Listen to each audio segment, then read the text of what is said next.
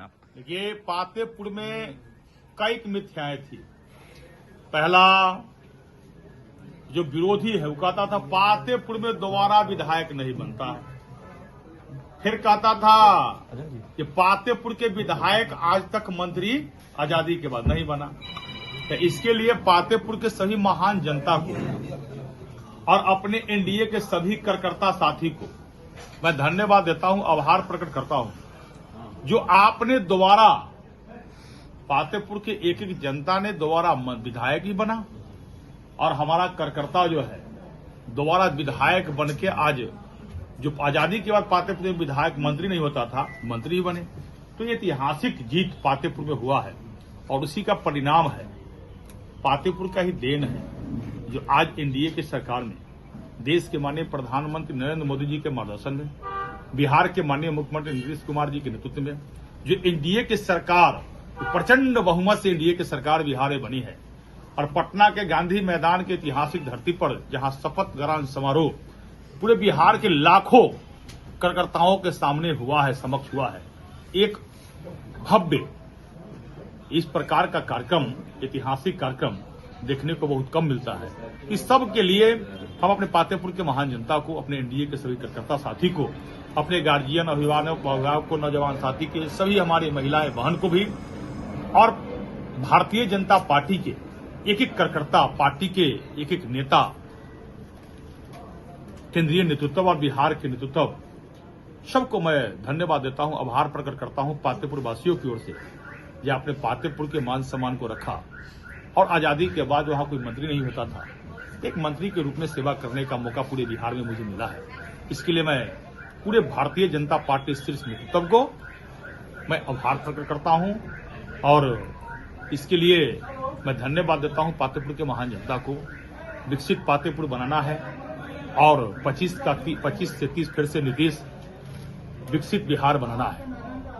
विकसित पातेपुर के साथ विकसित बिहार बनाना है और विकसित बिहार इस बार इसलिए बनाना है, 1 करोड़ युवाओं को रोजगार और नौकरी देने का लक्ष्य हमारी सरकार की है, एनडीए सरकार की है। युवाओं के चेहरा पर खुशहाल जीवन, खुशी उसके चेहरा पर कैसे दिखाई दे, इस सरकार का मुख्य इस 5 वर्षीय योजना का जो लक्ष्य है वो हम लोग सब लोग बिहार के माननीय मुख्यमंत्री नीतीश कुमार जी के नेतृत्व में निश्चित उसी सफलता को हासिल करेंगे और विकसित पातेपुर विकसित बिहार बनाएंगे। खुलासा कर दें। देखिए, पहले भी ये जवाबदेही जो ही पातेपुर के महान जनता ने प्रथम बार विधायक बनाया तो उस समय भारतीय जनता पार्टी ने पूरे बिहार की जवाबदेही मुझे दिया। भाजपा के अनुसूचित जाति मोर्चा के प्रदेश अध्यक्ष जो होते हैं वो किसी मंत्री से कम नहीं होते और वह दायित्व पूरे बिहार में संगठन को कार्य को करना हमने ईमानदारी से किया भी और पातेपुर को भी देखा, दोनों चीज मैंने किया। और एक एक लोग आज भी मंत्री बनने के बाद भी कहीं कोई वीआईपी प्रोटोकॉल मेरे लिए नहीं रहेगा। मंत्री हो या संतरी, विधायक हो या कुछ, अपने कार्यकर्ता के लिए विधायक और मंत्री का दरवाजा हमेशा खुला रहता है और खुला ही रहेगा, इस बात को यकीन रहिए। और पातेपुर के एक एक कार्यकर्ता मंत्री बने, वहां तो सबके सब विधायक बना हुआ, सबके सब लखीमपुर पासवान बना हुआ। इसलिए पातेपुर को विकसित बनाना है तो पातेपुर के कार्यकर्ता संभाल रहे हैं और पातेपुर कार्यकर्ता ने हमको बिहार के लिए चुना, तो बिहार को विकसित बिहार बनाने में पातेपुर की अहम भूमिका हो, इसलिए दायित्व भारतीय जनता पार्टी के शीर्ष नेता ने, जो केंद्र के हमारे नेतागण हैं, देश के माननीय प्रधानमंत्री नरेंद्र मोदी का आशीर्वाद आज मिल रहा था।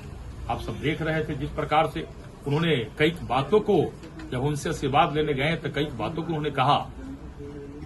बिहार को विकसित बनाना है नौजवान, आप लोग के हाथों में सत्ता है, ये बड़ी चीज है।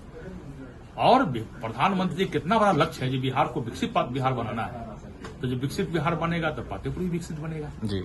इसलिए हम सब लोग मिलकर इसको संभालेंगे और जो जवाबदेही मिला है ईमानदारी पूर्वक जो हम लोगों ने जो शपथ लिया है, वो शपथ के अनुसार जो भी विभाग मिलेगा, आम जनता के योजनाओं का लाभ धरातल पर 100% कैसे पहुंच जाए, इसका पूरी चिंतन मैं करूंगा अपने विभाग के माध्यम से।